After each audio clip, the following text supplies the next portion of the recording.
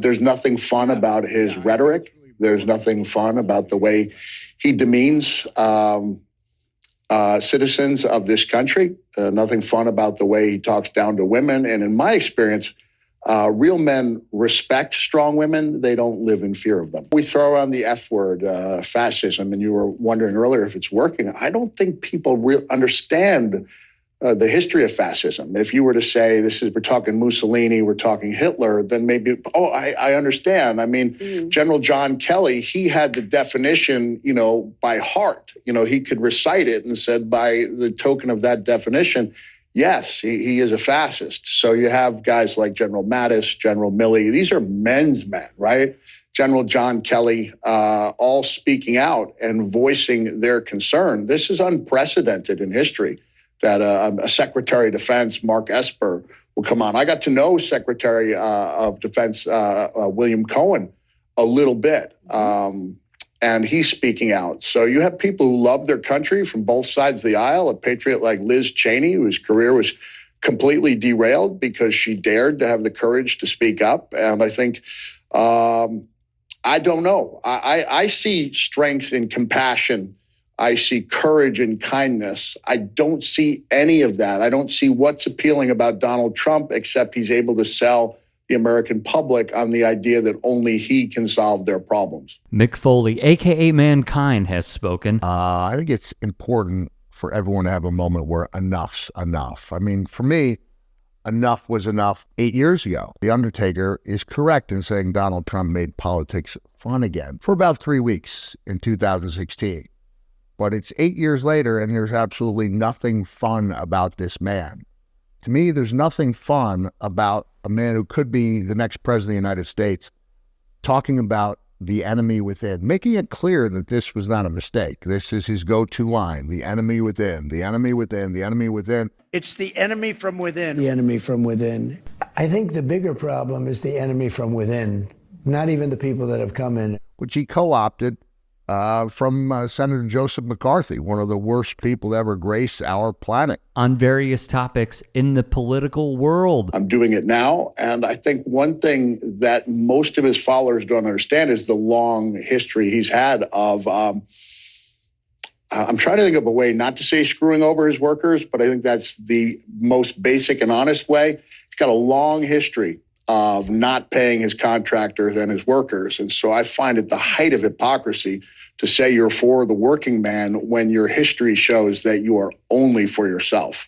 I don't understand the mystery. I mean, I grew up on Long Island, so I was used to him. My friends and I saw him as like kind of a harmless con man, but he's not harmless anymore. He's a very dangerous con man, and I'm going to quote General Mark Milley when I say he is the greatest danger to our country. From the build-up to the 2024 election and more, most recently, Nick Reiner, son of Hollywood icon Rob Reiner, has been taken into custody after both of his parents were found dead in their home last night. Speaking of horrific, I want to read how the President of the United States responded publicly to this news. Here's what he posted. Quote, "A very sad thing happened last night in Hollywood.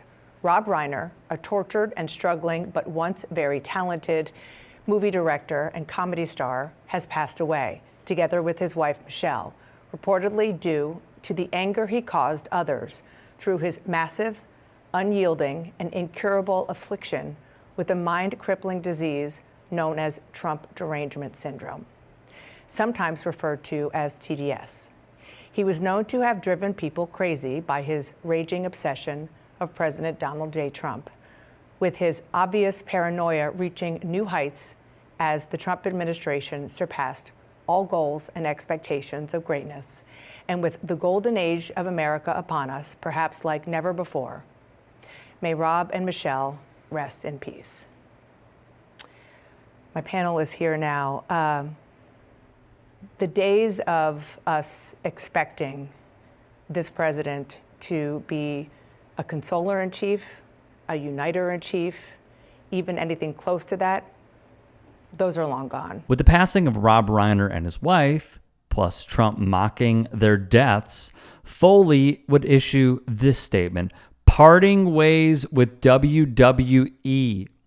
While I have been concerned about WWE's close relationship with Donald Trump for several months, especially in light of his administration's ongoing cruel and inhumane treatment of immigrants and pretty much anyone who looks like an immigrant, reading the president's incredibly cruel comments in the wake of Rob Reiner's death is the final straw for me.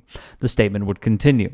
I no longer wish to represent a company that coddles a man so seemingly void of compassion as he marches our country towards autocracy. Last night, I informed WWE Talent Relations that I would not be making any appearances for the company as long as this man remains in office. His last paragraph would read as follows. Additionally, I will not be signing a new Legends deal when my current one expires in June. I love WWE, will always treasure my time with them, and I am deeply appreciative for all the opportunities they afforded me. But, in the words of Popeye the Sailor, I stands all I can stands, and I can't stands no more. Newsweek wrote of the announcement, Foley, a WWE Hall of Famer, helped define WWE's Attitude Era and beat The Rock for the WWE title in '99 before retiring in 2000. He returned to the WWE as a commissioner and commentator. What frustrates me the most is that so many good, hardworking American people cannot see through such an obvious con man who is only out for himself. The idea that the working man thinks this guy is behind them has obviously not looked into his past. I know people work hard. They don't always have time to go home and do their research. But instead of tuning into your favorite news station of choice, look up the data. See how many times Donald Trump has failed to pay his contractors and workers over the last 30 years. It's in the hundreds. He claims it's because they didn't do good work. This coming from a guy who claims he only hires the best people. I claim he's screwing over the working man. Kevin Nash today told me a story about going into the venue that used to be the Taj Mahal, mentioning Trump's name and seeing the bartender roll his eyes. And the bartender told a story about his father was an electrical contractor, worked hard his whole life to build up that business.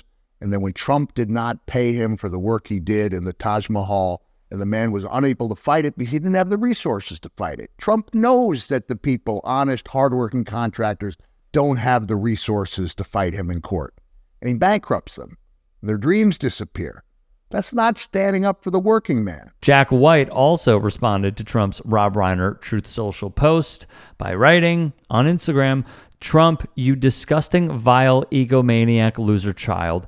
Neither he nor any one of his followers can defend this gross, horrible insult to a beautiful artist who gave the world so much. To use someone's tragic death to promote your own vanity and fascist authoritarian agenda is a corrupt and narcissistic sin. Shame on you, Trump, and anyone who defends this. God bless you, Rob Reiner, and thank you for what you gave the world. I never even met you, and I still stand by you. There will be many critics who will say, why didn't you do this earlier? Or why did it take until Rob Reiner and his wife getting killed for Mankind to do this?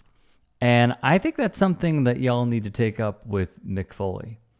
The fact that somebody within the WWE realm who built his entire career and livelihood off of the sport and the organization is speaking out is a positive.